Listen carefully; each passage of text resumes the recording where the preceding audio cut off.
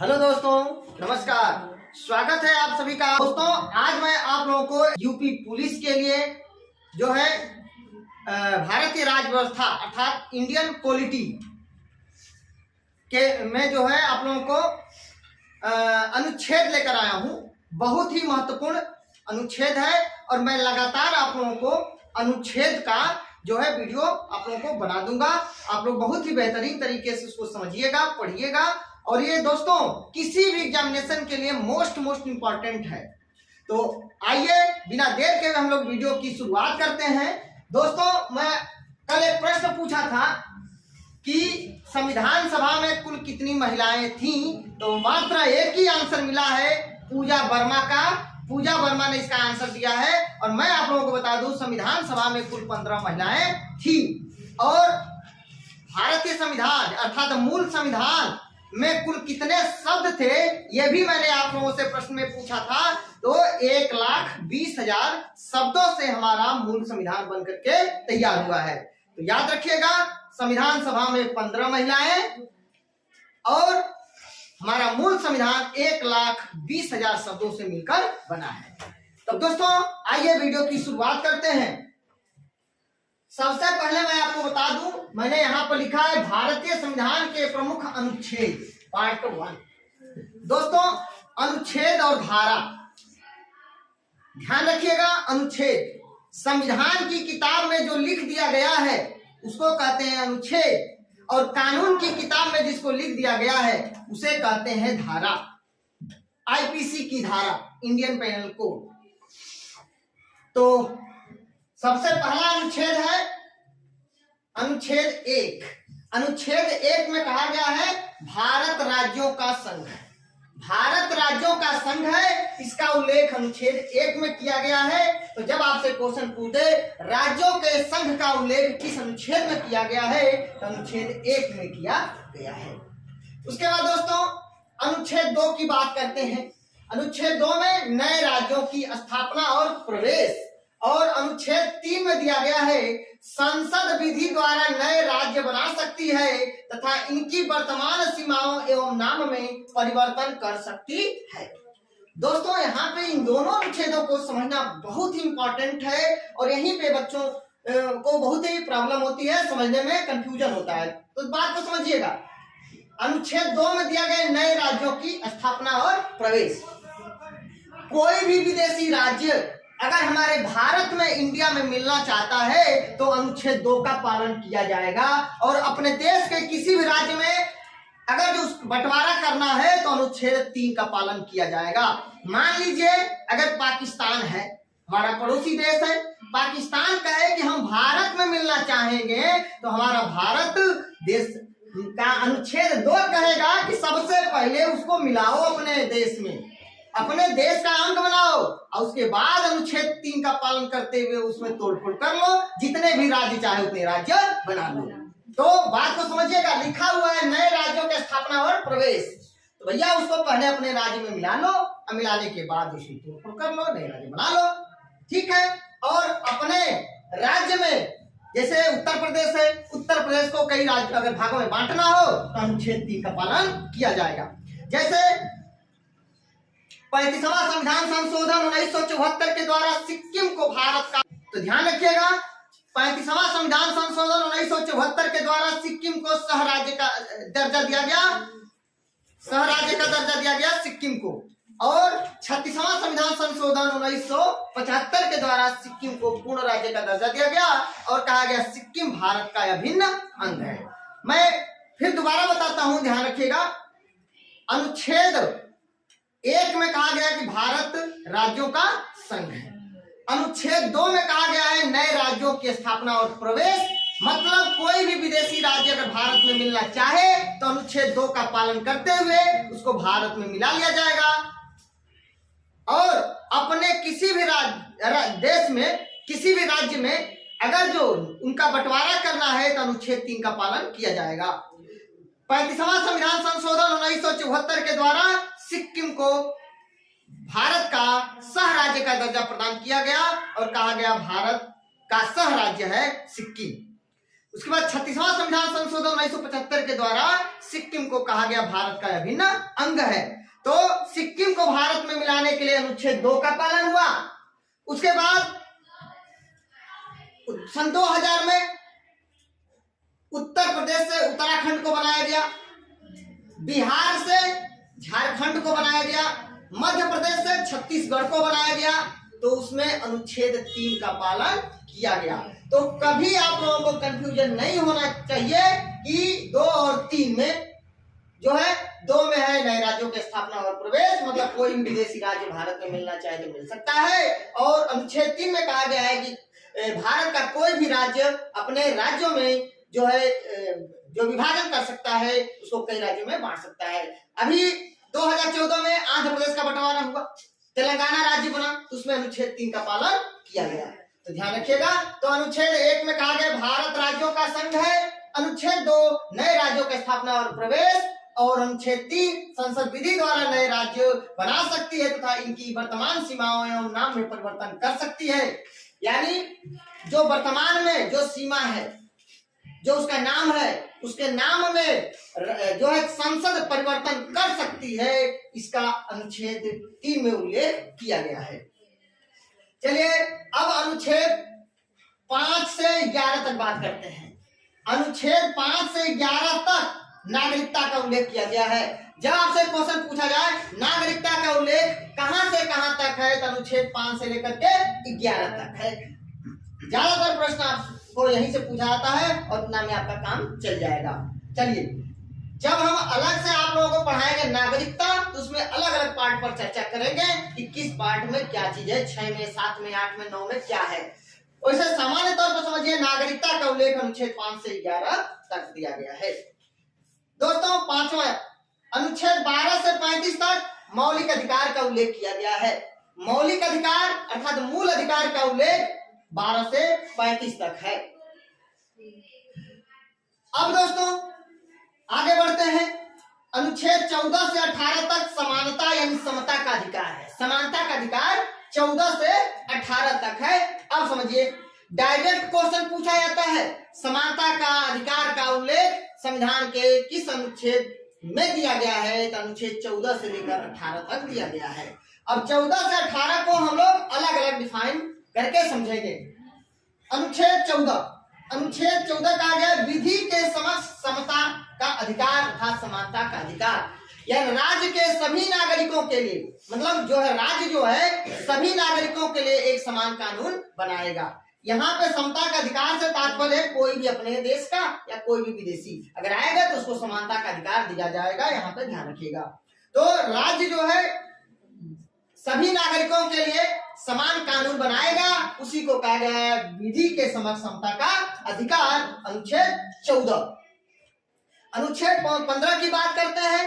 धर्म, नस्ल, जाति, लिंग या जन्म के आधार पर भेदभाव नहीं किया जाएगा। मतलब धर्म, नस्ल, जाति, लिंग, जन्म स्थान के आधार पर भेदभाव नहीं किया जाएगा। इसका उल्लेख अनुच्छेद 15 में किया गया है। अनुच्छेद 16 लोक नियोजन के विषय में अवसर की समानता। नौकरी पेशा में जो है रोजगार वगैरह करने के लिए किसी प्रकार का किसी को भेदभाव नहीं किया जाएगा। इसके लिए कुछ आरक्षण दिए जाते हैं SC, ST और OBC को, वह अपवाद है।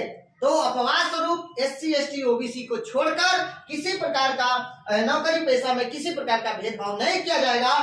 यानी लोक नियोजन यानी सबके लिए समान अधिकार रहेगा। तो इसका उल्लेख अनुच्छेद 16 में किया गया है। जो सामान्य वर्ग के लिए आर्थिक जो व्यवस्था किया गया है, आर्थिक रूप से आरक्षण जो दिया गया है, वह भी अनुच्छेद 16 के ही अंतर्गत आएगा, याद रखिएगा। दोस्तों, अनुच्छेद 17 की बात करते हैं। अस्पृश्यता का अंत, छुआछूत उन्मूलन। अनुच्छेद 17 छुआछूत का उन्मूलन करता है। दलित वर्ग के साथ या किसी के साथ भेदभाव नहीं किया जाएगा, याद रखिएगा। अस्पृश्यता का अंत अनुच्छेद 17 में दिया गया है। छुआछूत का उन्मूलन अनुच्छेद 17 में दिया गया है। अनुच्छेद 18 उपाधियों का अंत। उपाधियों का अंत देखिए, ध्यान रखिएगा। जैसे कोई उपाधि दे दिया जाता है, राज्य जो है सेना और विद्या के अलावा यानी एकेडमी के अलावा और कोई सम्मान नहीं प्रदान कर सकता। राज्य जो है सेना या जो है विद्या के अलावा किसी प्रकार का, एकेडमिक के अलावा किसी प्रकार का सम्मान प्रदान नहीं कर सकता। भारत रत्न, पद्म भूषण, पद्म विभूषण, महावीर चक्र, परमवीर चक्र अनुच्छेद 18 के अंतर्गत प्रदान किया जाता है। और सुनो, कोई भी भारत का नागरिक कोई भी विदेशी तमगा, विदेशी पुरस्कार ग्रहण नहीं कर सकता जब तक कि राष्ट्रपति की अनुमति न हो। कोई भी भारतीय नागरिक को अगर विदेशी पुरस्कार, विदेशी तमगा, विदेशी सम्मान पाने के लिए राष्ट्रपति की पूर्व अनुमति आवश्यक है। तो बिना राष्ट्रपति की अनुमति के कोई भी भारतीय नागरिक विदेशों से अपना जो है वह उपाधि सम्मान ग्रहण नहीं कर सकता। यह इसका उल्लेख अनुच्छेद 18 में किया गया है। जैसे तो दोस्तों फटाफट हमारे साथ रिवाइज कर लीजिए। अनुच्छेद 1 में राज्यों का संघ है, अनुच्छेद 2 में नए राज्यों की स्थापना और प्रवेश। सिक्किम को भारत में किस अनुच्छेद के अंतर्गत मिलाया गया? अनुच्छेद 2 के अंतर्गत। ठीक है, चलिए उत्तराखंड, झारखंड और छत्तीसगढ़ को किस अनुच्छेद के अंतर्गत राज्य का दर्जा प्रदान किया गया? अनुच्छेद 3 के अंतर्गत। अनुच्छेद 3 के अंतर्गत। नागरिकता का उल्लेख अनुच्छेद 5 से 11 में। अनुच्छेद 5 से 11। मौलिक अधिकार का उल्लेख 12 से 35 में। 12 से 35 में। समता या समानता का अधिकार 14 से 18 में। 14 से 18 में। विधि के समक्ष समता का अधिकार अनुच्छेद 14। अनुच्छेद 14। धर्म, नस्ल, जाति, लिंग या जन्म स्थान आदि के आधार पर भेदभाव नहीं किया जाएगा, इसका उल्लेख अनुच्छेद 15 में। अनुच्छेद 15 में। लोक नियोजन यानी सरकारी नौकरी वगैरह, पेशा वगैरह, बेरोजगारों को रोजगार की सारी समानता का अधिकार किस अनुच्छेद में दिया गया है? 16 में दिया गया है। अस्पृश्यता का अंत, छुआछूत उन्मूलन अनुच्छेद 17 में। उपाधियों का अंत 18 में। भारत रत्न, पद्म भूषण, पद्म विभूषण और पद्म महावीर चक्र, परमवीर चक्र किस अनुच्छेद के अंतर्गत प्रदान किया जाता है? 18 के अंतर्गत प्रदान किया जाता है। आगे बढ़ते हैं। स्वतंत्रता का अधिकार अनुच्छेद 19 से लेकर के 22 तक स्वतंत्रता का अधिकार है। दोस्तों अब यहाँ पे बात करते हैं, एक एक करके समझते हैं। स्वतंत्रता का अधिकार अनुच्छेद 19 में स्वतंत्रता के अधिकार है। 19 में 19 से 22 तक है, लेकिन बोलने की स्वतंत्रता, प्रेस की स्वतंत्रता तो अनुच्छेद 19 में दिया गया है और 19 के 19A में दिया गया है। तो देखिए अनुच्छेद 19A में बोलने की स्वतंत्रता और प्रेस की स्वतंत्रता, मतलब प्रेस का मतलब जो पेपर वगैरह छपता वगैरह ना, उसमें उसके बारे में, और बोलने की स्वतंत्रता, कहीं पर भी अभिव्यक्ति की स्वतंत्रता का उल्लेख अनुच्छेद 19A में दिया गया है। ध्यान रखिएगा। 19B शांतिपूर्वक बिना हथियारों के एकत्रित होने और सभा करने की स्वतंत्रता है। अनुच्छेद 19B में शांतिपूर्वक बिना हथियारों के एकत्रित होने और सभा करने का स्वतंत्रता है। अनुच्छेद 19C में संघ बनाने की स्वतंत्रता है, संगठन बना सकते हैं, संगठन बनाने की स्वतंत्रता 19C में दिया गया है। दोस्तों इसको ABCDEFG इस तरह करके दिया गया है, इसको पेपर में हो सकता है 1 2 3 4 5 6 7 भी करके दे सकता है। तो A की जगह पर 1 हो जाएगा, B की जगह पर 2 हो जाएगा, C की जगह पर 3 हो जाएगा, D की जगह पर 4 हो जाएगा, E की जगह पर 5 हो जाएगा, F के जगह 6 हो जाएगा और G की जगह पर 7 हो जाएगा। खैर F को समाप्त कर दिया गया है 44वें संविधान संशोधन के द्वारा। संपत्ति के अधिकार को जो है कि बना दिया गया है कानूनी अधिकार, तो F को समाप्त कर दिया गया है। चलिए आगे देखते हैं। तो 19C में संघ बनाने की, संगठन बनाने की स्वतंत्रता है। अनुच्छेद 19D में देश के किसी भी भाग में आवागमन की सुविधा है, स्वतंत्रता है। और 19E में देश के किसी भी भाग में निवास करने और बसने की स्वतंत्रता है। और 19F को समाप्त कर दिया गया 44वें संविधान संशोधन 1978 के द्वारा, और उसको संपत्ति के अधिकार को कानूनी अधिकार प्रदान कर दिया गया है। अर्थात 19F में संपत्ति का अधिकार था, 19(6) में संपत्ति का अधिकार था। 6 नंबर, ठीक है ना, 19 नंबर का 6 वाला। अनुच्छेद 19G कोई भी व्यापार या जीविका चलाने की स्वतंत्रता का उल्लेख अनुच्छेद 19G में किया गया है। दोस्तों अब इसको याद कैसे करेंगे, देखिए मैं एक दूसरे से कड़ी जोड़कर आपको बताता हूँ। 19A में बोलने की स्वतंत्रता, प्रेस करने की स्वतंत्रता। जब बोलेंगे भाई किसी मुद्दे को लेकर के बोलेंगे और उसके बाद उस पर बोलने के बाद आप किसी भी अगर कोई भी आवाज अगर उठा रहे हैं समाज के लिए तो और लोगों की जरूरत पड़ेगी तो शांतिपूर्वक एकत्रित हो सकते हैं कहीं पर 2-4-10 लोगों को लेकर के एक संगठन, ठीक है। तो शांतिपूर्वक बिना हथियार लेकर नहीं, बिना हथियार के शांतिपूर्वक एकत्रित हो सकते हैं और सभा बना सकते हैं। देखिए एकत्रित हो सकते हैं और सभा कर सकते हैं, मतलब यान समझिएगा 19B में दिया गया शांतिपूर्वक बिना हथियार के एकत्रित होने और सभा करने की स्वतंत्रता।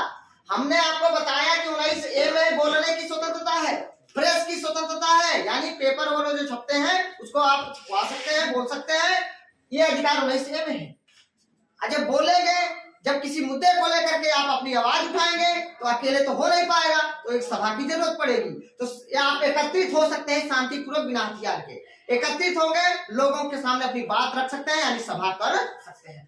जब सभा करेंगे, लोग इकट्ठा रहेंगे तो आप मन में आएगा लाओ संगठन ही बना लिया जाए, तो 19C में संगठन यानी संघ बनाने की स्वतंत्रता है। जब संघ बन जाएगा तो कहेंगे भैया इसका प्रचार प्रसार भी तो करो, तो पूरे देश में घूम करके उसका प्रचार प्रसार करेंगे। 19 देखो आगमन की सुविधा है और 19E में देश के किसी विभाग में निवास के रक्षा की। तो देखो 19C में संघ बना सकते हैं, संगठन कर सकते हैं। जब संघ बन जाएगा तो पूरे देश में घूम करके हम उसका क्या करेंगे, घूमेंगे, उसका प्रचार प्रसार करेंगे, तो किस देश के किसी विभाग में आवागमन की सुविधा हो जाएगी। मतलब आपको मैं ये याद करने के लिए बता रहा हूँ कि 19A में बोलने की स्वतंत्रता और प्रेस करने की स्वतंत्रता, ठीक है, बोलने की स्वतंत्रता और प्रेस की स्वतंत्रता। अनुच्छेद 19B में शांतिपूर्वक बिना हथियार के एकत्रित हो सकते हैं, सभा कर सकते हैं और उनके सामने अपनी बात को रख सकते हैं। जब इतना काम कर लेंगे तो सभा तो बना, एकत्रित हुआ ही है, सभा कर रहे हैं तो एकत्रित तो है। अब वहां पे सोचेंगे लाओ इतने लोग इकट्ठा हुए एक संगठन बना लिया जाए, तो वही संघ बनाने की स्वतंत्रता हो रही A, B और C में संगठन बना सकते हैं, संघ बना सकते हैं। जब संघ बन जाएगा तो कहेंगे भैया इसका तो प्रचार प्रसार थोड़ा कर दो, तो पूरे देश में घूमेंगे, आवागमन करें, आएंगे जाएंगे, पूरे देश में आवागमन की सुविधा स्वतंत्रता हो जाएगी। और जब पूरे देश में घूमेंगे फिरेंगे और उसके बाद भैया केवल घूमेंगे फिरेंगे तो रहने की भी तो बात जगह चाहिए, तो कहाँ पे रहेंगे, तो 19E कहता है कि देश के किसी विभाग में रह सकते हैं, निवास कर सकते हैं। अब तो भैया धन संपत्ति उसको आपको 44वें संविधान संशोधन के द्वारा उसको कानूनी अधिकार प्रदान कर दिया गया है। 19G में जब क्या करेंगे, जब निवास करने लगेंगे, बसने लगेंगे, तो भैया अपने जीविका चलाने के लिए, खाने पीने के लिए भाई कुछ अर्निंग की जरूरत पड़ेगी, तो देश में कहीं पर भी आप कोई भी व्यापार कर सकते हैं या आपके चलाने की, अपने जीविका चलाने की कोई व्यवस्था कर सकते हैं। इसका 19G में है। तो देखिए 19A में है बोलने की स्वतंत्रता, प्रेस की स्वतंत्रता है। 19B में है कि आप जो है शांतिपूर्वक बिना हथियार के एकत्रित हो सकते हैं और सभा कर सकते हैं। 19C कहता है कि आप जो है संगठन बना सकते हैं। 19(4) कहता है यानी B कहता है कि आप देश के किसी विभाग में घूम सकते हैं, भ्रमण कर सकते हैं, आ जा सकते हैं। डी हो गया। 19E कहता है देश के किसी विभाग में निवास कर सकते हैं, रह सकते हैं, बस सकते हैं। अगर रहेंगे बस भाई वहां पर निवास करेंगे, बसेंगे तो भैया वैसे तो रहेंगे नहीं, कुछ तो भोजन खाने पीने के लिए कुछ व्यवस्था करना पड़ेगा, ठीक है, कितने दिन कुछ दूसरे से मांग कर खाएंगे, तो भैया उसकी व्यवस्था करना पड़ेगा। तो 19B कहता है कि आप व्यापार भी कर सकते हैं और अपनी जीविका चलाने के लिए कोई और दूसरा उपाय कर सकते हैं, या 19G कहता है। 19G कहता है और बाबू 19F को संपत्ति के अधिकार को समाप्त कर दिया गया है। 44वें संविधान संशोधन के द्वारा समाप्त करके उसको कानूनी अधिकार प्रदान कर दिया गया। 1978 में मोरारजी देसाई की सरकार थी, मोरारजी देसाई प्रधानमंत्री थे। चलिए 19 हो गया, अब 20 की बात करते हैं। अनुच्छेद 20 क्या कहता है, अपराधों के लिए दोष सिद्धि के संबंध में संरक्षण। अपराधों के लिए दोष सिद्धि के संबंध में संरक्षण 3 प्रकार के हैं। देखो इसमें अनुच्छेद 20 में 3 पार्ट हम लोग पढ़ेंगे। पहला पार्ट में क्या है भाई, 19 अनुच्छेद 20 क्या कहता है, किसी भी व्यक्ति को एक अपराध के लिए सिर्फ एक ही बार सजा होगी। किसी भी व्यक्ति को एक ही अपराध के लिए सिर्फ एक ही बार सजा होगी, उसको 2 बार सजा नहीं हो सकती। यह अनुच्छेद 20 कहता है, याद रखिएगा। तो क्वेश्चन आपसे इसका पूछ सकता है, किसी भी व्यक्ति को एक ही अपराध के लिए जो है एक ही बार सजा दी जाएगी, यह कौन सा अनुच्छेद कहता है? अनुच्छेद 20 कहता है, और 20 में भी 20 कहता है। अनुच्छेद 2 मतलब 20(2), अपराध करने के समय जो कानून है उसी के तहत, अपराध करने के समय जो कानून है उसी के तहत सजा मिलेगी, न कि पहले या बाद में बनने वाले कानून के अंतर्गत। ठीक है, देखिए मतलब कहने का, जिस समय कोई भी व्यक्ति अपराध किया है उसको उस समय जो वर्तमान में जो कानून है उसी के अंतर्गत उसको सजा मिलेगी। ये ना कि जो पहले का कानून बना हो और जो बाद में बना हो उसके आधार पर उसको जो है सजा दिया जाए, ऐसा नहीं। वर्तमान में जो अपराध किया है उस समय जो कानून है उसी के आधार पर उसको सजा दिया जाएगा। यह अनुच्छेद 20(2) कहता है। तो पहला याद कर लीजिए, बहुत इंपॉर्टेंट है। 20 कहता है कि किसी भी व्यक्ति को एक ही अपराध के लिए सिर्फ एक ही बार सजा दिया जाएगा। अनुच्छेद 20 कहता है, पुलिस के लिए बहुत इंपॉर्टेंट क्वेश्चन है। चलिए अनुच्छेद 20(3) क्या कहता है भाई? 20(3) कहता है कि किसी भी व्यक्ति को स्वयं के विरुद्ध न्यायालय में गवाही करने के लिए बाध्य नहीं किया जा सकता। किसी भी व्यक्ति को अपने खिलाफ खुद गवाही करने के लिए न्यायालय में बाध्य नहीं किया जा सकता, इसके लिए मना करता है अनुच्छेद 20(3). तो 20(3) कहता है किसी भी व्यक्ति को स्वयं के विरुद्ध यानी अपने विरुद्ध न्यायालय में गवाही के लिए बाध्य नहीं किया जा सकता, दबाव नहीं दिया जा सकता। चलिए अनुच्छेद 21 पढ़ते हैं। 20 के बाद 21, प्राण एवं दैहिक स्वतंत्रता,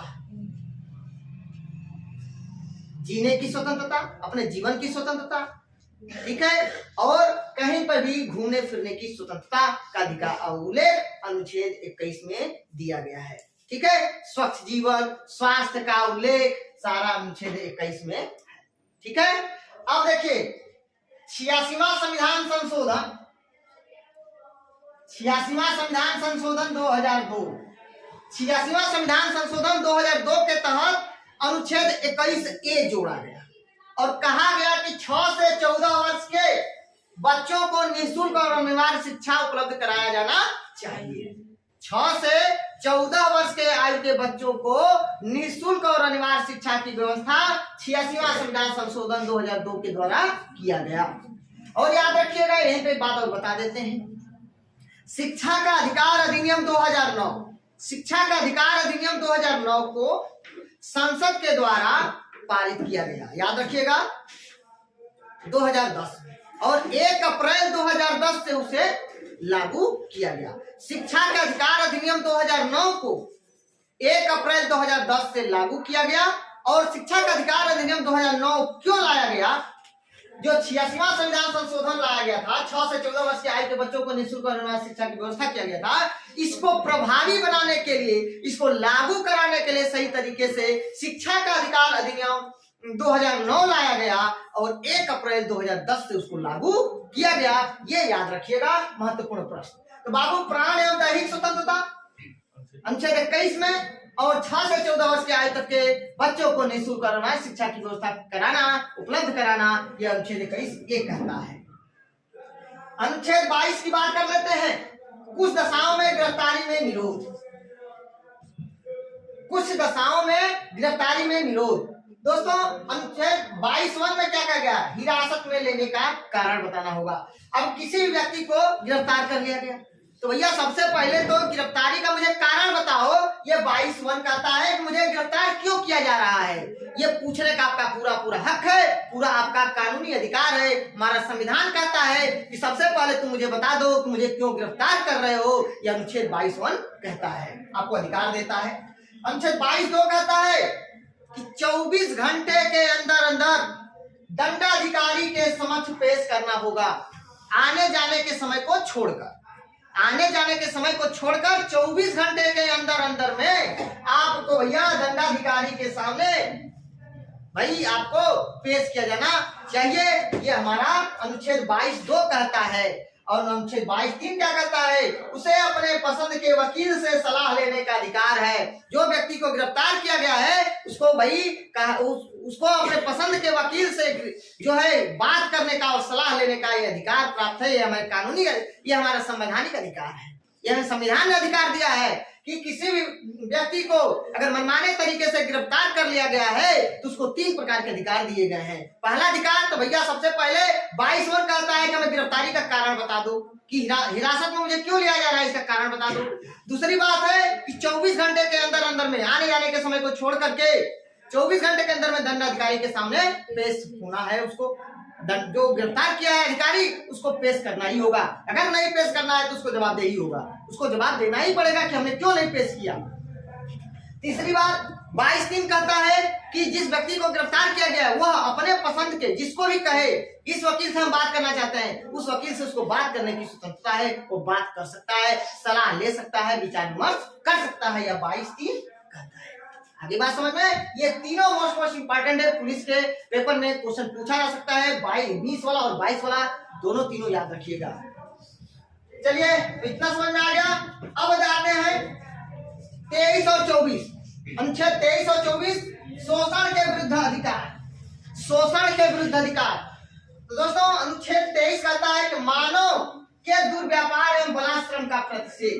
मतलब इसमें अनुच्छेद 23 कहता है कि किसी व्यक्ति का खरीद फरोख्त नहीं किया जाता, किसी को खरीदा और बेचा नहीं जा सकता, किसी से जबरदस्ती काम नहीं कराया जा सकता, बंधक नहीं बनाया जा सकता। इसके लिए अनुच्छेद 23 मना करता है।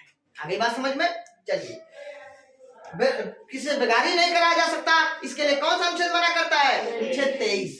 चलिए अनुच्छेद 24 क्या कहता है? बालकों के नियोजन का प्रतिशोध। 14 वर्ष से कम आयु के बच्चों को कारखानों वगैरह में काम नहीं किया जा सकता, मतलब करने से उनको मना किया गया है। अनुच्छेद 24 में कहा गया है कि 14 वर्ष से कम आयु के बच्चे कल कारखानों में या किसी जोखिम भरे काम में काम नहीं कर सकते।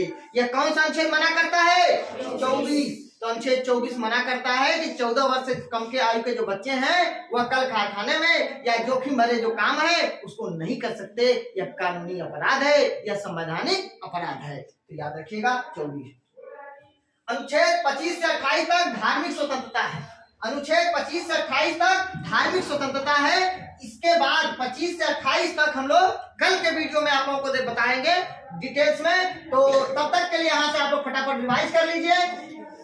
स्वतंत्रता का अधिकार कहाँ से कहाँ तक है? 19 से 22 तक। बोलने की स्वतंत्रता, प्रेस की स्वतंत्रता 19 से।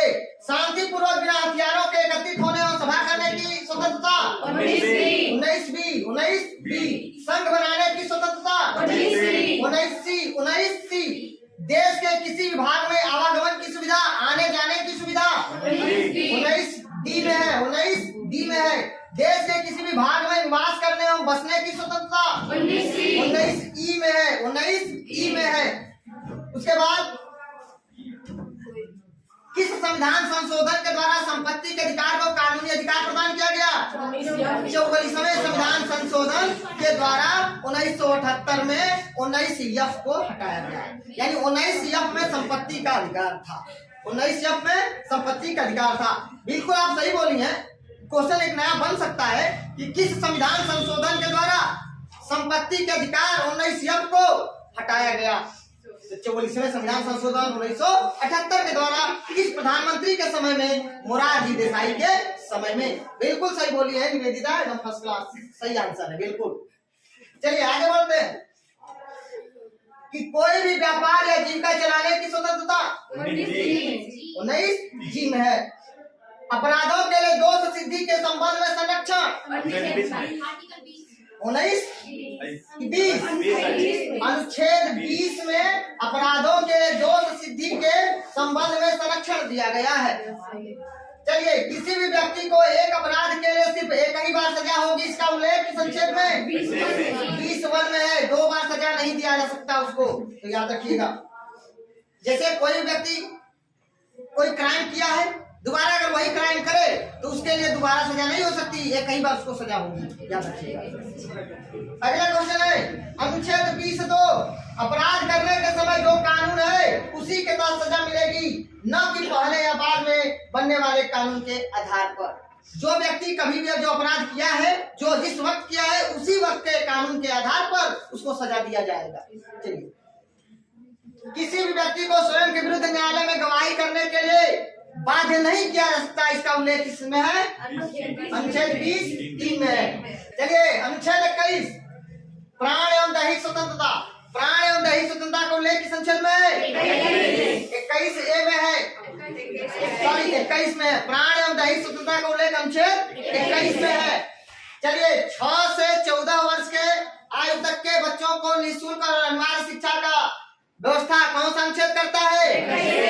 21(a). शिक्षा का अधिकार अधिनियम 2009 को कब लागू किया गया? 1 अप्रैल 2010 को। 1 अप्रैल 2010 को शिक्षा का अधिकार अधिनियम 2009 1 अप्रैल 2010 को लागू किया गया। कि इसका उद्देश्य क्या था? तो इसका उद्देश्य था कि 6 से 14 वर्ष के आयु के बच्चों के लिए जो व्यवस्था किया गया अनुच्छेद 21(a) में, इसको प्रभावी बनाने के लिए, इसको सुचारू रूप से लागू कराने के लिए।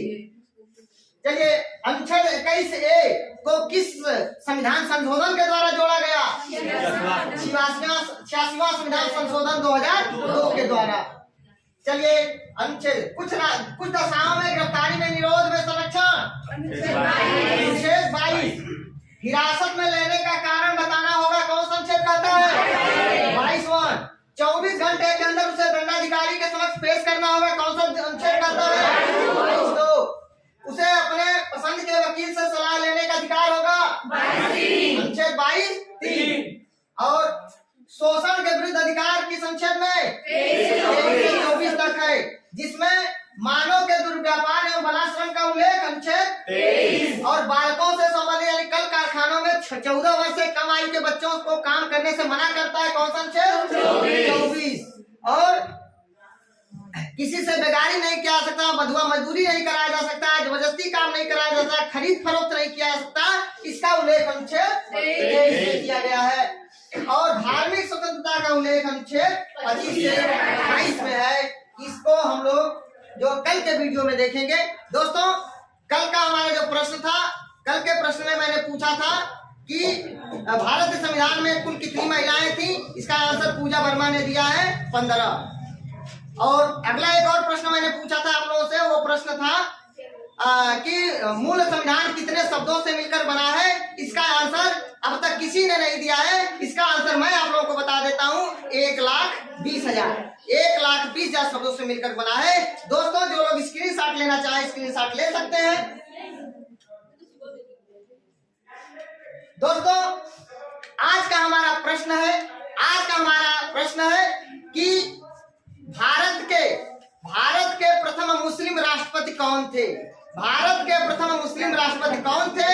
इसका आंसर आप लोग मुझे कमेंट बॉक्स में देंगे। धार्मिक स्वतंत्रता का अधिकार, धार्मिक स्वतंत्रता का अधिकार कहां से कहां तक है? सबसे पहला प्रश्न तो यही पूछा जाएगा कि धार्मिक स्वतंत्रता का अधिकार कहां से कहां तक है। तो अनुच्छेद 25 से लेकर 28 तक है। अनुच्छेद 25 से लेकर 28 तक धार्मिक स्वतंत्रता का अधिकार है। अब देखिए अनुच्छेद 25 में क्या है कि देश का कोई भी व्यक्ति किसी भी धर्म को मान सकता है और उसका प्रचार प्रसार कर सकता है। देश का कोई भी व्यक्ति, कोई भी नागरिक, कोई भी धर्म को मान सकता है और उसका प्रचार प्रसार कर सकता है। यह अनुच्छेद 25 में दिया गया है।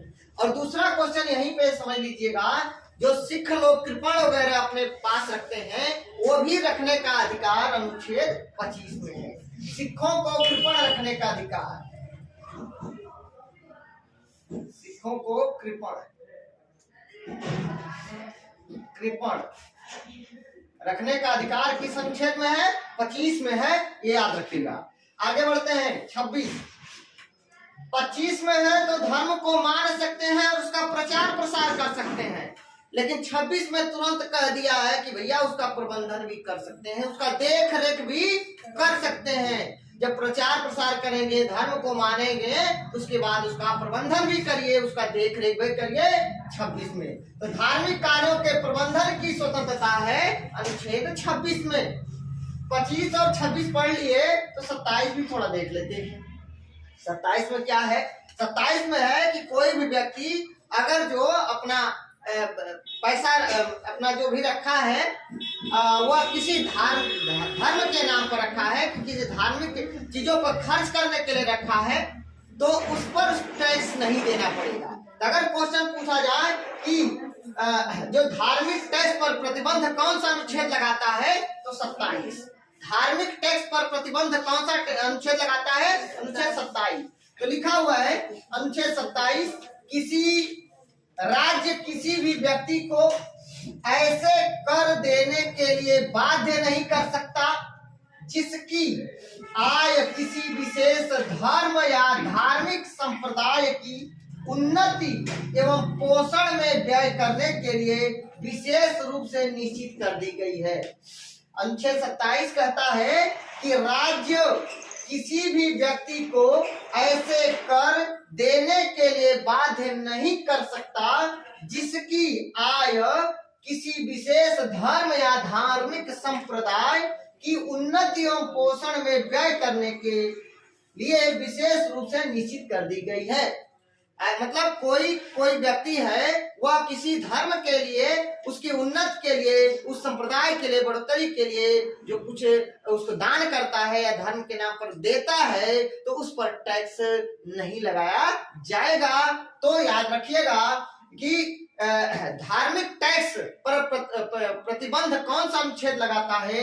अनुच्छेद 27 लगाता है। याद रखिएगा सिंपल लैंग्वेज में। आगे दोस्तों अनुच्छेद 28 के बारे में देख लेते हैं क्या है। अनुच्छेद 28 में कहा गया है, राज्य विधि से पूर्णतः पोषित किसी शिक्षण संस्थान में कोई धार्मिक शिक्षा नहीं दी जाएगी। मतलब किसी भी शिक्षण संस्थान में जो राज्य यानी सरकारी स्कूल हो या कोई भी हो, पूर्णतः पोषित हो, तो वहां पे धार्मिक शिक्षा नहीं दी जाएगी। ऐसे शिक्षण संस्थान अपने विद्यार्थियों को किसी धार्मिक अनुष्ठान में भाग लेने या किसी धार्मिक उपदेश को सुनने के लिए बाध्य नहीं कर सकते। मतलब कुल मिलाकर के ये अनुच्छेद 28 कहता है कि किसी भी शिक्षण संस्थान में धार्मिक शिक्षा नहीं दी जाएगी, और दूसरी बात, वहां के जो भी विद्यार्थी हैं उनको किसी भी धार्मिक अनुष्ठान में या धार्मिक उपदेश सुनने के लिए बाध्य नहीं किया जा सकता, दबाव नहीं बनाया जा सकता। तो याद रखिएगा यहाँ पे धार्मिक स्वतंत्रता का अधिकार है 25 से 28 में। 25 कहता है कि कोई भी व्यक्ति किसी भी धर्म को मान सकता है और उसका प्रचार प्रसार कर सकता है, और सिख लोग जो कृपण वगैरह रखते हैं वह भी रखने का अधिकार अनुच्छेद 25 में है। दूसरी बात 26 में कहा दिया गया है उन धार्मिक कार्यों के प्रबंधन की स्वतंत्रता, उस धर्म का जो कार्य हो रहे हैं उसका प्रबंधन करो, प्रबंधन की व्यवस्था अनुच्छेद 26 में दिया गया है। 27 में कहा गया है कि कोई भी व्यक्ति जो है, जो धार्मिक संप्रदाय को बढ़ावा देने के लिए जो उसके धनराशि निश्चित कर दिया है, तो उस पर टैक्स नहीं लगेगा और टैक्स नहीं देना होगा। टैक्स से मनाही करता है अनुच्छेद 27। दूसरी बात अनुच्छेद 28 में कहा गया है, 28 में क्या कहा गया है कि कोई भी शिक्षण संस्थान जो है धार्मिक शिक्षा नहीं देगा, और वहां के जो भी विद्यार्थी होंगे उनको किसी भी धार्मिक अनुष्ठान में भाग लेने के लिए बाध्य नहीं किया जा सकता, और उसको कोई धार्मिक उपदेश भी सुनने के लिए बाध्य नहीं किया जा सकता। ये 25 से 28 तक है। चलिए संस्कृति एवं शिक्षा संबंधी अधिकार अनुच्छेद 29 और 30 में है। 29 और 30 में संस्कृति एवं शिक्षा संबंधी अधिकार है, अल्पसंख्यक वर्गों से संबंधित है। अल्पसंख्यक वर्ग से तात्पर्य है जिसकी संख्या कम हो, अल्प हो। तो आते हैं, देखते हैं अनुच्छेद 29।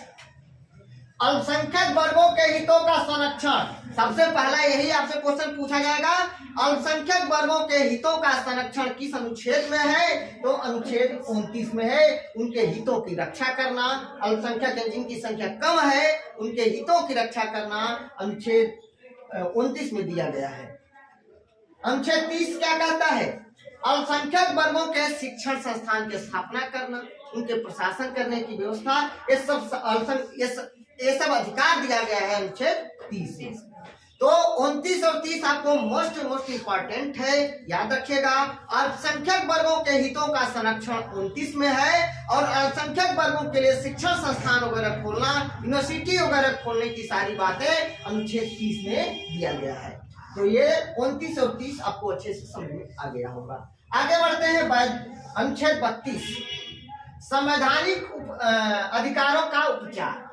संवैधानिक अधिकारों का उपचार और डॉक्टर भीमराव अंबेडकर के शब्दों में इसे संविधान की आत्मा कहा गया है, संविधान का हृदय कहा गया है अनुच्छेद 32 को। वैसे सामान्य तौर पर संविधान की आत्मा प्रियम्बल प्रस्तावना को कहा गया है, लेकिन डॉक्टर भीमराव अंबेडकर के शब्दों में अगर पूछा जाए तो अनुच्छेद 32 को संवैधानिक अधिकारों का उपचार कहा गया है। उपचारों को ही संविधान की आत्मा कहा गया है।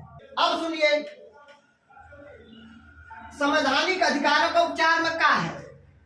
मौलिक अधिकारों की रक्षा करना। मौलिक अधिकारों का रक्षा करना सुप्रीम कोर्ट को अधिकार दिया गया अनुच्छेद 32 के अंतर्गत और हाई कोर्ट को दिया गया अनुच्छेद 226 के अंतर्गत। हाई कोर्ट को अधिकार दिया गया है मौलिक अधिकारों की रक्षा का अनुच्छेद 226 और सुप्रीम कोर्ट अनुच्छेद 32, याद रखिएगा। इस पर डिटेल्स चर्चा किया जाएगा। आगे राज्य के नीति निर्देशक तत्व का उल्लेख अनुच्छेद 36 से लेकर के 51 तक है। अनुच्छेद 36 से लेकर के 51 तक है राज्य के नीति निर्देशक तत्व। ये आयरलैंड से लिया गया है। चलिए देखते हैं 36 में क्या है भाई। राज्य की परिभाषा, क्वेश्चन पूछा जाएगा राज्य की परिभाषा किस अनुच्छेद में है? तो 36 में है। राज्य की परिभाषा राज्य का नीति निर्देशक तत्व के अंतर्गत आता है। 38 पढ़िए। लोक कल्याणकारी राज्य का उल्लेख किस अनुच्छेद में है? सामाजिक व्यवस्था का उल्लेख किसमें है? 38 में है। देखो कल्याण में अड़ा आ गया, 38 में अड़ा आ गया, तो आपका भूलेगा नहीं, याद हो गया। कल्याणकारी राज्य का उल्लेख किस अनुच्छेद में है? 38 में है। बहुत इंपॉर्टेंट है। 39A जो आपको मोस्ट इंपॉर्टेंट आपको याद करना है, जो बार बार पेपर में पूछे जाते हैं, उसी अनुच्छेद को मैं बता रहा हूँ। जो तुम उसे तो 450 से अधिक अनुच्छेद है, पूरा याद करना मुश्किल है, इसलिए जो इंपॉर्टेंट है उसी को मैंने लिखा है, उसी को बता रहा हूँ। चलिए अनुच्छेद 39A क्या कहता है भाई? स्त्री और पुरुष सभी नागरिकों को जीविका का साधन उपलब्ध करने का अधिकार है, प्राप्त करने का अधिकार है। मतलब कोई भी स्त्री और पुरुष हो, देश का नागरिक है, तो उसको अपनी जीविका चलाने के लिए ठीक है, उसको व्यवस्था दिया जाएगा, साधन उपलब्ध कराया जाएगा। ठीक है, तो ये 39A कहता है सभी नागरिकों के लिए, चाहे स्त्री हो या पुरुष हो, सबको रोजगार देने की बात करता है। कौन कहता है? 39A। और दूसरा समान न्याय और निःशुल्क विधिक सहायता, बहुत इंपॉर्टेंट है। समान न्याय, सबको समान न्याय दिया जाएगा और वो भी परामर्श दिया जाएगा निःशुल्क। ये किस अनुच्छेद में? 39A में कहा गया है। मोस्ट इंपॉर्टेंट है 39A। 39D बाबू, 39A को कभी कभी पेपर में 39 को दे देगा ना, तो आप परेशान मत होइएगा, 39 को कर सकते हैं, कोई दिक्कत नहीं है। चलिए आगे बढ़ते हैं। अनुच्छेद 39D। 39D कहता है पुरुषों तथा स्त्रियों के लिए समान कार्य के लिए समान वेतन। समान कार्य के लिए समान वेतन का उल्लेख अनुच्छेद 39D करता है। ये भी मोस्ट इंपॉर्टेंट है, भूलिएगा मत। इसको 39 घ कर सकते हैं, कोई दिक्कत नहीं होगा। पेपर में पूछेगा या तो 39D या तो 39 घ। तो समान कार्य के लिए समान वेतन 39D या 39 घ और समान न्याय और निःशुल्क विधिक सहायता, कानूनी सहायता 39 क, और सभी नागरिकों यानी स्त्री पुरुष के लिए रोजगार की व्यवस्था, जीविका का साधन उपलब्ध कराने की व्यवस्था 39 क, 39 क। चलिए आगे बढ़ते हैं। पंचायतों का गठन का उल्लेख अनुच्छेद 40 में है, मोस्ट इंपॉर्टेंट है। पंचायतों का गठन अनुच्छेद 40 है। पंचायतों का गठन अनुच्छेद 40 में है। पंचायतों का गठन अनुच्छेद 40 में है। अनुच्छेद 41 क्या कहता है भाई? कुछ दशाओं में काम, शिक्षा और लोक सहायता पाने का अधिकार है। कुछ दशाओं में काम मतलब काम पाने का अधिकार अनुच्छेद 41 में है। काम पाने का अधिकार अनुच्छेद 41 में है। मनरेगा वगैरह में जो काम किया जाएगा 41 से ही काम पाने का अधिकार है। मनरेगा में जो लोग काम करते हैं तो वो काम पाते हैं, काम उनको मिलता है अनुच्छेद 41 के अंतर्गत। तो कुछ दशाओं में काम, शिक्षा और लोक सहायता पाने का अधिकार अनुच्छेद 41 है। अनुच्छेद 42 क्या कहता है? काम की न्याय संगत मानवोचित दशाओं का तथा प्रसूति सहायता का उपबंध। मतलब काम करने का आपका मानसिक स्थिति ठीक तो है। अगर कोई गर्भवती महिला है तो उसको प्रसूति सहायता दिया जाएगा, ये भी व्यवस्था करता है अनुच्छेद 42।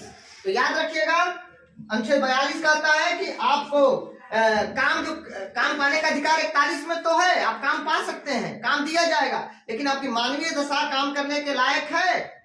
यहाँ लिखा है न्याय संगत मानवोचित दशाओं। ठीक है। उसके बाद आप कोई गर्भवती महिला है तो उसको प्रसूति सहायता उपलब्ध कराया जाएगा, उसकी सारी व्यवस्था किया जाएगा, यह अनुच्छेद 42 कहता है। अनुच्छेद 43 सिंपल में उसे 43 बोल दिया जाता है, 43 उसका शुद्ध है 43। आगे बढ़ देखते हैं 43। कर्मकारों के लिए निर्वाह मजदूरी एवं कुटीर उद्योग को प्रोत्साहन देना। कुटीर उद्योग को प्रोत्साहन देना अनुच्छेद 43। 43 ए क्या कहता है? 43 ए उद्योगों के प्रबंधन में कर्मकारों का भाग लेना। उद्योगों के प्रबंधन में कर्मकारों का भाग लेना 43 ए। और अनुच्छेद 43 बी सहकारी समितियों का गठन, सहकारी समितियों का गठन अनुच्छेद 43 बी है, 43 बी है। समान नागरिक संहिता अनुच्छेद 44। समान नागरिक संहिता अनुच्छेद 44। अनुच्छेद 44 में क्या है? समान नागरिक संहिता है। मतलब यह गोवा में लागू है अभी, सभी व्यक्तियों के लिए समान कॉमन सिविल कोड। चलिए तो अनुच्छेद 44 में समान नागरिक संहिता, डायरेक्ट ऐसे ही क्वेश्चन पूछा जाएगा। समान नागरिक संहिता का उल्लेख किस अनुच्छेद में है? 44 में है। सहकारी समितियों का गठन किस अनुच्छेद के अंतर्गत किया जाता है? 43 ए, 43 ए। कुटीर उद्योगों को प्रोत्साहन देना इसमें है 43 में है। चलिए 45 अनुच्छेद 45 क्या कहता है? शैशवावस्था यानी जो बाल्य रूप होता है 6 वर्ष से कम, यानी 1 से 5 वर्ष, यानी 6 वर्ष से कम आयु के बच्चों को शिक्षा का प्रबंधन करना, शिक्षा देना, ये अनुच्छेद 45 के अंतर्गत किया गया है। शैशवावस्था की देखरेख करना, शैशवावस्था जैसे आंगनबाड़ी हो गया एक तरह से, तो प्रारंभिक ये शैशवावस्था की देखरेख अर्थात 6 वर्ष से कम आयु के बच्चों का शिक्षा प्रावधान अनुच्छेद 45 करता है।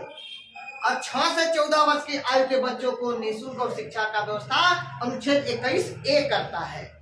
86वां संविधान संशोधन 2002 के अंतर्गत। अनुच्छेद 46 क्या कहता है भाई? अनुसूचित जाति यानी एससी, अनुसूचित जनजाति मतलब एसटी और अन्य दुर्बल वर्गों के लिए शिक्षा और अर्थ संबंधी हितों की अभिवृद्धि। मतलब जो एससी एसटी हैं और दुर्बल वर्ग के लोग हैं, जो कमजोर वर्ग के लोग हैं, उनके लिए शिक्षा का व्यवस्था और कुछ धन अर्थ की व्यवस्था ये करना इस सरकार का दायित्व है। यह अनुच्छेद कहता है 46। एससी एसटी के लिए, जो कमजोर वर्गों के लिए आर्थिक सहायता करिए और उनके शिक्षा की व्यवस्था करने का जो है ये संवैधानिक अधिकार दिया है अनुच्छेद 46। तो वही लिखा है अनुसूचित जाति, अनुसूचित जनजाति और अन्य दुर्बल वर्गों के लिए शिक्षा और अर्थ संबंधी हितों की अभिवृद्धि। 47 क्या कहता है भाई? 47 पोषाहार स्तर और जीवन स्तर यानी स्वास्थ्य संबंधी को ऊंचा करने और लोक स्वास्थ्य का सुधार करने का राज्य का कर्तव्य है। अनुच्छेद 47 पोषाहार का व्यवस्था किसमें आएगा? अनुच्छेद 47। डायरेक्ट क्वेश्चन ऐसे ही पूछा गया है कि किस अनुच्छेद के अंतर्गत राज्य का कर्तव्य है पोषाहार स्तर और जीवन स्तर को स्वास्थ्य स्तर को ऊंचा करने का? 47। तो बहुत अच्छे से समझ में आ गया होगा। एक बार हमारे साथ आप लोग रिवाइज कर लीजिए। चलिए अनुच्छेद 25 से 28 धार्मिक स्वतंत्रता का अधिकार कहां से कहां तक है? 25 से 28 तक। अनुच्छेद 25 में क्या कहा गया है? कोई भी व्यक्ति कोई भी धर्म को मान सकता है, उसका प्रचार प्रसार कर सकता है। तो बताइए, कोई व्यक्ति किसी भी धर्म को मान सकता है, उसका प्रचार प्रसार कर सकता है, या कौन सा अनुच्छेद कहता है? 25। सिखों को कृपण रखने का अधिकार कौन सा अनुच्छेद देता है? 25। धार्मिक कार्यों का प्रबंधन कौन सा अनुच्छेद? 26। धर्म का प्रबंधन 26। धर्म का प्रबंधन 26। और टैक्स रहित यानी जो है धार्मिक टैक्स का पर रोक लगाता है कौन सा अनुच्छेद? 27। ठीक है। किसी भी शिक्षण संस्थान में धार्मिक शिक्षा नहीं दी जाएगी और वहाँ के विद्यार्थियों को किसी अनुष्ठान में भाग लेने के लिए बाध्य नहीं किया जा सकता। कौन सा अनुच्छेद कहता है? 28 मना करता है कि कोई भी शिक्षण संस्थान का कोई भी विद्यार्थी को धार्मिक संस्थान में, धार्मिक कार्यों में, धार्मिक अनुष्ठान में भाग लेने से के लिए बाध्य नहीं किया जा सकता। संस्कृति एवं शिक्षा का संबंधी अधिकार कहां से कहां तक है? 29 से 30 तक, यानी 29 और 30 में है। अल्पसंख्यक वर्गों के हितों का रक्षण, अल्पसंख्यक वर्गों के हितों का संरक्षण अनुच्छेद 29। और अल्पसंख्यक वर्गों के लिए शिक्षण संस्थान, यूनिवर्सिटी वगैरह खोलने और उनके प्रशासन की व्यवस्था कौन सा अनुच्छेद करता है? 30। शिक्षण संस्थानों की स्थापना और अल्पसंख्यक वर्गों के प्रशासन की सारी व्यवस्था करता है अनुच्छेद 30। संवैधानिक अधिकारों का उपचार कौन सा अनुच्छेद है? 32। मौलिक अधिकारों का संरक्षण सुप्रीम कोर्ट किस अनुच्छेद के अंतर्गत करता है? 32 के अंतर्गत करता है। और 226 के अंतर्गत हाई कोर्ट यानी प्रत्येक राज्य के हाई कोर्ट को यह अधिकार है कि मौलिक अधिकारों की वो रक्षा कर सकता है, मौलिक अधिकारों के हितों की रक्षा कर सकता है। चलिए, राज्य के नीति निर्देशक तत्व कहां से लिया गया है? आयरलैंड से। राज्य के नीति निर्देशक तत्व का उल्लेख कहां से कहां तक है? 36 से 51। अनुच्छेद 36 से लेकर 51 तक। अनुच्छेद 36 में राज्य की परिभाषा दिया गया है। राज्य की परिभाषा का उल्लेख किस अनुच्छेद में है? 36 में। लोक कल्याणकारी राज्य का उल्लेख किस अनुच्छेद में है? 38 में। 38 में अड़ा तो कल्याण में भी अड़ा है, तो 38 हो गया। स्त्री और पुरुष सभी नागरिकों को जीविका का साधन उपलब्ध कराने की व्यवस्था कौन सा अनुच्छेद करता है? 39A या 39 को। समान न्याय और निःशुल्क विधि सहायता कौन सा अनुच्छेद करता है? 39A या 39 को। चलिए 39D पुरुषों तथा स्त्रियों के लिए समान कार्य के लिए समान वेतन कौन सा अनुच्छेद है? 39D पुरुषों तथा स्त्रियों के लिए समान कार्य के लिए समान वेतन 39D। चलिए, पंचायतों का गठन कौन सा अनुच्छेद? 40। कुछ दशाओं में काम, शिक्षा और लोक सहायता पाने का अधिकार कौन सा अनुच्छेद? 41। क्या आपकी काम पाने का अधिकार, शिक्षा पाने का अधिकार, लोक सहायता यानी लोक सहायता पाने का अधिकार कौन सा अनुच्छेद है? 41। आपकी काम पाने के लिए मानवीय दशा और प्रसूति सहायता का उल्लेख किस अनुच्छेद में है? 42 में है। डायरेक्ट ये मनोवाचित न देकर के डायरेक्ट क्वेश्चन ऐसे पूछ सकता है कि प्रसूति सहायता किस अनुच्छेद में है? 42 में है, याद रखिएगा। चलिए आगे बढ़ते हैं। कर्मकारों के लिए निर्वाह मजदूरी एवं कुटीर उद्योग को प्रोत्साहन कौन सा अनुच्छेद? 43। उद्योगों के प्रबंधन में कर्मकारों का भाग लेना कौन सा अनुच्छेद है? सहकारी समितियों का गठन 43B। चलिए, समान नागरिक संहिता 44। चलिए आगे बढ़ते हैं। अनुच्छेद 45 शैशवावस्था, प्रारंभिक शैशवावस्था की देखरेख, अर्थात 6 वर्ष से कम आयु के बच्चों को की देखरेख, उनकी शिक्षण व्यवस्था का देखरेख करना, यह अनुच्छेद 45 के अंतर्गत आता है। कौन से अंतर्गत? अनुच्छेद 45 के अंतर्गत। चलिए, अनुसूचित जात, अनुसूचित जनजात और कमजोर वर्गों के लिए शिक्षा और अर्थ संबंधी प्रावधान कौन सा अनुच्छेद करता है? 46। और पोषाहार, पोषण स्तर यानी पोषाहार और जीवन स्तर, स्वास्थ्य से संबंधित जो है सुधार राज्य का एक कर्तव्य है। यह कौन सा अनुच्छेद कहता है? अनुच्छेद 47 कहता है। तो दोस्तों, अगर आप लोगों को मेरा वीडियो अच्छा लगे तो प्लीज दोस्तों लाइक कमेंट करना, और दोस्तों स्क्रीनशॉट आप लोग ले सकते हैं। तो सबसे पहले मैं आपको बताऊं अनुच्छेद 48। अनुच्छेद 48 क्या कहता है? इंपॉर्टेंट क्वेश्चन है। कृषि एवं पशुपालन, कृषि और पशुपालन का उल्लेख अनुच्छेद 48 में है, 48 में है। अनुच्छेद 48A, अनुच्छेद 48A क्या कहता है? पर्यावरण का संरक्षण और संवर्धन तथा वन एवं वन्य जीवों की रक्षा। सिंपल में याद रखिए, कृषि और पशुपालन है 48 में, और 48 में कृषि करेंगे और पशुपालन करेंगे तो दोस्तों पर्यावरण की रक्षा भी करेंगे और वन लगाएंगे, वन्य की जीवों की रक्षा करेंगे 48A।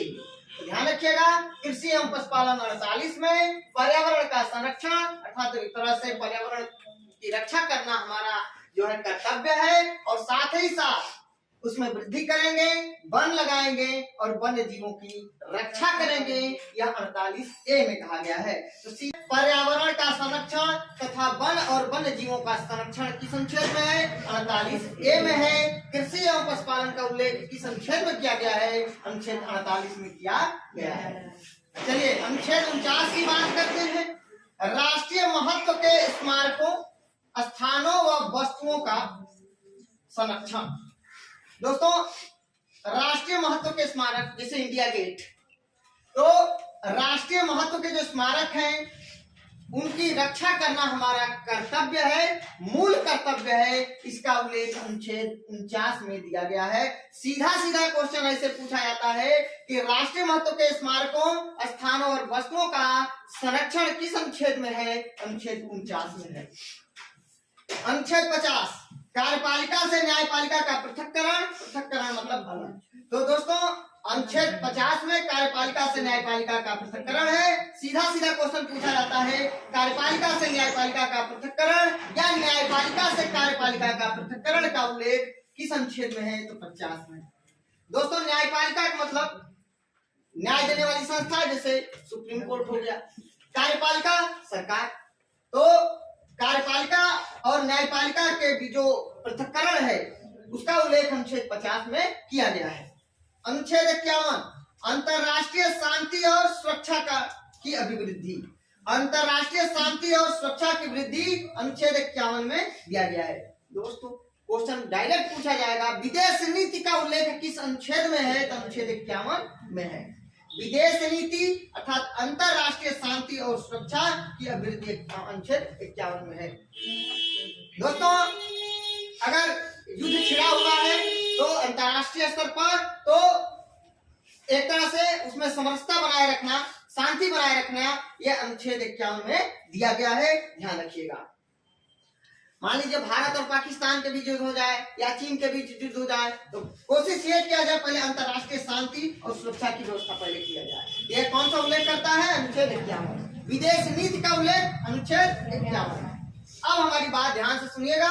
अनुच्छेद 51A, अनुच्छेद 51A, यहाँ 51 है ना, यहाँ पे क्वेश्चन पूछा जाएगा। ध्यान से बात को समझिएगा कि अंतरराष्ट्रीय शांति और सुरक्षा की अभिवृद्धि संविधान में किसके अंतर्गत आता है? तो राज्य के नीति निर्देशक तत्वों के अंतर्गत आएगा। अनुच्छेद 49 किसके अंतर्गत आएगा?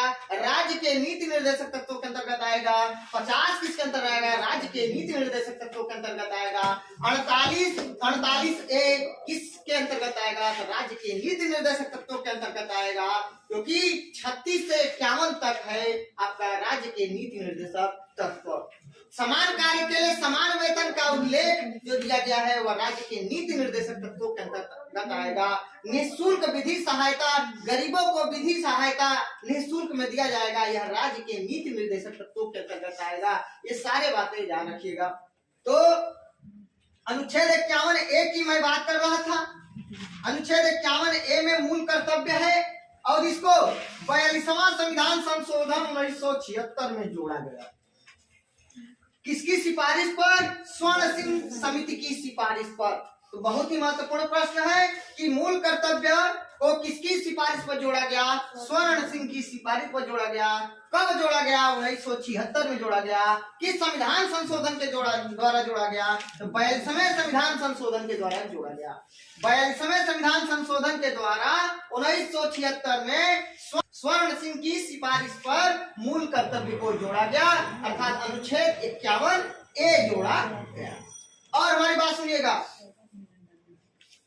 इस मूल कर्तव्य को प्रभावी बनाने के लिए 1999 में जेएस वर्मा कमेटी का गठन किया गया। जेएस वर्मा कमेटी का गठन क्यों किया गया? मूल कर्तव्यों को प्रभावी बनाने के लिए 1999 में जेएस वर्मा कमेटी का गठन किया गया था।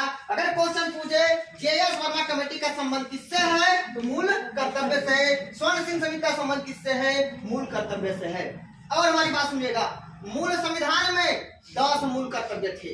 मूल संविधान में 10 मूल कर्तव्य थे, लेकिन 86वां संविधान संशोधन 2002 के द्वारा जो शिक्षा का अधिकार अधिनियम है, 6 से 14 वर्ष के आयु के बच्चों को निःशुल्क और अनिवार्य शिक्षा जो देने की व्यवस्था किया गया, वह अनुच्छेद 21 ए जोड़ा गया। तो वो भी मूल कर्तव्य की श्रेणी में उसको शामिल किया गया। 21 ए। तो ध्यान रखिएगा, हमारे मूल कर्तव्यों की संख्या वर्तमान में 11 है। डायरेक्ट क्वेश्चन आपसे पूछा जाएगा कि वर्तमान में कितने मूल कर्तव्य हैं? 11। मूल संविधान में कितने मूल कर्तव्य थे? 10। ठीक है, याद रखिएगा इतना प्रश्न। चलिए, तो फटाफट हमारे साथ रिवाइज कर लीजिए। कृषि एवं पशुपालन का उल्लेख किस अनुच्छेद में? अनुच्छेद 48 में। पर्यावरण का संरक्षण तथा संवर्धन और वन एवं वन्य जीव संरक्षण किस अनुच्छेद में? 48 ए में है। राष्ट्रीय महत्व के स्मारकों, स्थानों व वस्तुओं का संरक्षण 49। इंडिया गेट की जो सुरक्षा का उल्लेख है किसमें है? 49, क्योंकि वह राष्ट्रीय स्मारक है। आगे, कार्यपालिका से न्यायपालिका का पृथक्करण 50 में है। अंतरराष्ट्रीय शांति और सुरक्षा की वृद्धि 51। विदेश नीति का उल्लेख 51 में है। मूल कर्तव्य का उल्लेख अनुच्छेद 51 हमारे देश के सभी नागरिकों का मूल कर्तव्य है। हमारे देश के सभी नागरिकों का मूल कर्तव्य है, इसका उल्लेख अनुच्छेद 51 ए में दिया गया है। मूल कर्तव्य को किस संविधान संशोधन के द्वारा जोड़ा गया? 42वां संविधान संशोधन कब? 1976 में। मूल कर्तव्य को किसके सिफारिश पर जोड़ा गया? स्वर्ण सिंह की समिति पर। स्वर्ण सिंह समिति कब? 1976। मूल कर्तव्य को प्रभावी बनाने के लिए कौन सी कमेटी का गठन किया गया था? जेएस वर्मा कमेटी का गठन किया गया था। कब किया गया था? 1999 में। मूल संविधान में कितने मूल कर्तव्य थे? वर्तमान में कितने मूल कर्तव्य हैं? इतने आपको समझ में आ गए होंगे। अब हम आगे बढ़ते हैं। देखिए, अब हमारे मूल जो कर्तव्य है 11, ये बहुत ही इंपॉर्टेंट है। आगे हम लोग एक एक करके समझते हैं। या पुलिस के पेपर के दृष्टिकोण से तो और महत्वपूर्ण हो जाता है। पुलिस ही नहीं और भी सारे पेपर में पूछे जाते हैं। चलिए आगे देखते हैं। अनुच्छेद 51 ए का ए। कभी कभी आपको पेपर में 51 ए न दे करके 51 को दे देता है, और क का 1 2 3 4 5 6 7 8 9 10 और 11 दे देगा। या 51 क का ABCDEFGHIJK करके देगा। तो घबराना नहीं है। आप आइए समझते हैं अनुच्छेद 51 ए में क्या कहा गया है। संविधान का पालन करें और उसके आदर्शों, संस्थाओं, राष्ट्रध्वज और राष्ट्रगान का आदर करें। याद रखिएगा, राष्ट्रगान के आदर करने की बात किया गया है, लेकिन अगर दे देगा क्या अपने माता पिता और गुरुओं का आदर करना, यह मूल कर्तव्य में आएगा? नहीं आएगा। याद रखिएगा, पेपर में अगर आ गया कि निम्नलिखित में से कौन मूल कर्तव्य श्रेणी में आता है, तो दे देगा कि राष्ट्रध्वज का आदर करना तथा अपने माता पिता तथा गुरुओं का आदर करना। तो ये गलत हो जाएगा, क्योंकि राष्ट्रध्वज तो दिया ही है, राष्ट्रगान भी दिया है, लेकिन साथ में जोड़ दिया माता पिता और गुरुओं। तो माता पिता और गुरुओं का उल्लेख हम इसमें नहीं किया गया है मूल कर्तव्य में। याद रखिएगा, नहीं तो आपका आंसर गलत हो जाएगा। तो ध्यान रखिएगा, राष्ट्रध्वज और राष्ट्रगान का आदर करने की बात किया गया है अनुच्छेद 51 ए में या 51 ए के क में या अनुच्छेद 51 ए के पार्ट 1 में। ठीक है, रोमन का 1 दे सकता है या एक गिनती का लिख सकता है या क लिख सकता है या ए लिख सकता है। ध्यान रखिएगा। चलिए दूसरी अनुच्छेद 51 ए का बी। अनुच्छेद 51 ए के बी में क्या है? स्वतंत्रता के लिए हमारे राष्ट्रीय आंदोलन को प्रेरित करने वाले उच्च आदर्शों को हृदय में संजोए रखें तथा उसका पालन करें। तो पहला है भैया, अपने देश के संविधान का पालन करते हुए राष्ट्रध्वज और राष्ट्रगान का आदर करेंगे। दूसरे में कहा भैया, राष्ट्रीय आंदोलन को प्रेरित करने वाले जो आदर्श हैं उनको संजोए रखेंगे, उसको हृदय में बनाए रखेंगे। तो पहला में राष्ट्रध्वज और राष्ट्रगान का सम्मान, और दूसरे में आपका आ जाएगा राष्ट्रीय आंदोलन। बस सिंपल याद करो, पहला में है राष्ट्रध्वज और राष्ट्रगान का सम्मान, आदर करना, और दूसरे में है राष्ट्रीय आंदोलन। इस तरह से आपका काम बन जाएगा। तीसरा देखते हैं अनुच्छेद 51 ए का सी। अनुच्छेद 51 ए का सी, इसमें क्या है भाई? भारत की प्रभुता, एकता और अखंडता की रक्षा करें और उसे अक्षुण्ण रखें। सबसे पहले भैया हम अपने संविधान का पालन करते हुए राष्ट्रध्वज और राष्ट्रगान का आदर करेंगे, उसका सम्मान करेंगे। दूसरे नंबर पर राष्ट्रीय आंदोलन को अपने जो प्रेरित करेंगे उसको सजाए रखेंगे अपने हृदय में। ठीक है, उसका पालन करेंगे। और तीसरे नंबर पर जो आएगा, अपने देश की एकता और अखंडता को हम बनाए रखेंगे, उसकी रक्षा करेंगे। चलिए 3 याद हो गया। चौथा देखते हैं 51 ए का डी। देश की रक्षा करें और आह्वान किए जाने पर राष्ट्र की सेवा करें। जब भी मौका मिले राष्ट्र की सेवा करने का, तो राष्ट्र की सेवा के लिए तत्पर रहें। एक में क्या हो गया? राष्ट्रगान और राष्ट्रध्वज। 2 में राष्ट्रीय आंदोलन। 3 में क्या हो गया? एकता अखंडता। ठीक है, और 4 में कहा गया आपके देश सेवा, राष्ट्र सेवा, देश सेवा। 5 में 51 ए का ई। भारत के सभी लोगों में समरसता और सम्मान, भातृत्व की भावना का निर्माण करें, जो धर्म, भाषा और प्रदेश या वर्ग पर आधारित सभी भेदभाव से परे ऐसी प्रथाओं का त्याग करें जो स्त्रियों के सम्मान के विरुद्ध हो। मतलब कुल मिलाकर के सिंपल लैंग्वेज में समझ लीजिए कि अपने देश में भाईचारे की भावना, सम्मान, प्यार, प्रेम का उल्लेख अनुच्छेद 51 ए के 5 में अर्थात अनुच्छेद 51 ई में दिया गया है। 51 ए का यफ। अनुच्छेद 51 ए का यफ, या क, ख, ग, घ, ङ और च हो जाएगा। देखिए ये क, ये आपका ख, ये आपका ग, ये आपका घ, ये आपका ङ और ये आपका च होगा। चलिए तो 51 ए का यफ में क्या है, च में क्या है? हमारी सामाजिक संस्कृति की गौरवशाली परंपरा का महत्व समझें और उसका परिरक्षण करें। तो ध्यान रखिएगा, 1 में राष्ट्रगान और राष्ट्रध्वज का पालन है, सम्मान है, आदर है। दूसरे में राष्ट्रीय आंदोलन है, तीसरा में एकता और अखंडता है, चौथा में राष्ट्र की सेवा है, पांचवा में जो है भाईचारे की भावना है, प्यार मोहब्बत है, और 6 में क्या है, संस्कृति की रक्षा करना है, अपने संस्कृति को बनाए रखना है। ठीक है, भारत की संस्कृति को बनाए रखना है। यह अनुच्छेद 51A के नीचे में है या चलिए जल्दी से फटाफट बताइए। संविधान का पालन करना और हमारे देश का जो राष्ट्रगान है और राष्ट्र ध्वज का आदर करने का उल्लेख किस अनुच्छेद में है? 51A के क में या अनुच्छेद 51A में या अनुच्छेद 51A के 1 में। चलिए, राष्ट्रीय आंदोलन को प्रेरित करने वाले जो आदर्श हैं उनका उल्लेख किस अनुच्छेद में है? 51A के B में दिया गया है या ख में दिया गया है। एकता, अखंडता, प्रभुता, एकता और अखंडता का उल्लेख 51C में है।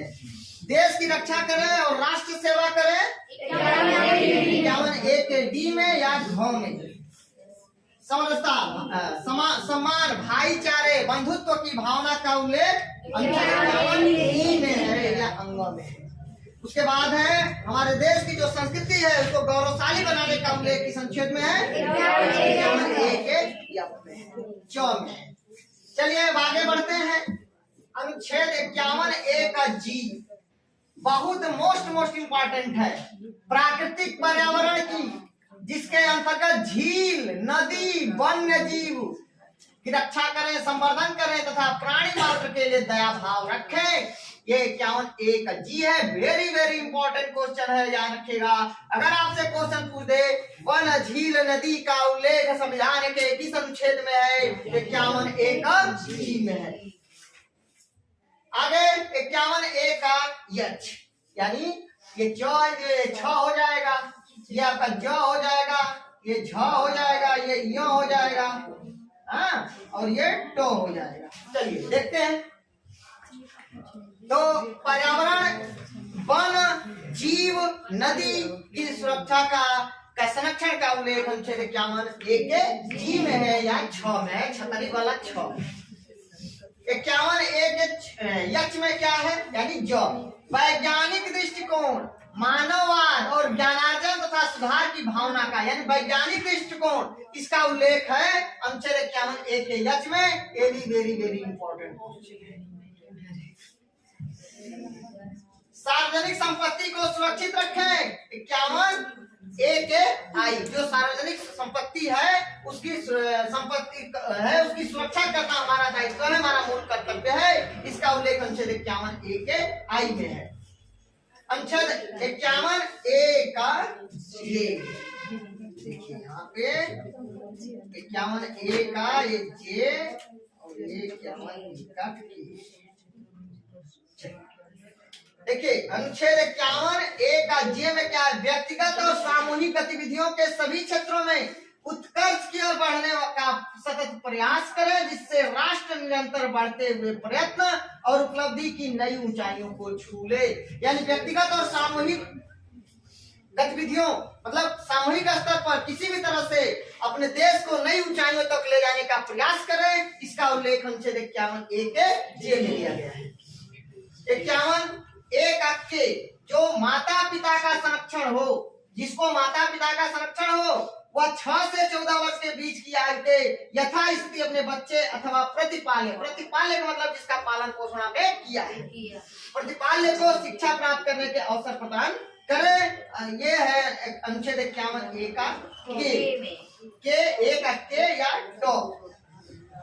या क्वेश्चन पूछा जाएगा सबसे लास्ट में या सबसे अंत में कौन सा मूल कर्तव्य जोड़ा गया? अनुच्छेद 51A या 51A का टॉ। ठीक है, 6 से 14 वर्ष के आयु के बच्चों को निःशुल्क और अनिवार्य शिक्षा प्रदान किया जाएगा। यह मूल कर्तव्य जोड़ा गया 86वां संविधान संशोधन 2002 के द्वारा। चलिए फटाफट हमारे साथ रिवाइज करिए, बताइए। वन, झील, नदी का उल्लेख संविधान के किस अनुच्छेद में है? 51A के 6 में या G में। वैज्ञानिक दृष्टिकोण, मानववाद और ज्ञानार्जन का उल्लेख 51A के यच में। सार्वजनिक संपत्ति को सुरक्षित रखना यह हमारा दायित्व है, मूल कर्तव्य है 51A के I में या झरना वाला झ में। व्यक्तिगत और सामूहिक गतिविधियों से हमारे देश को आगे बढ़ने के लिए, उसमें महत्वपूर्ण योगदान करने के लिए, इसका मतलब अपने देश को निरंतर हमेशा ऊंचाइयों तक पहुंचाने के लिए यह हमारा मूल कर्तव्य है, उसके लिए वर्क करें।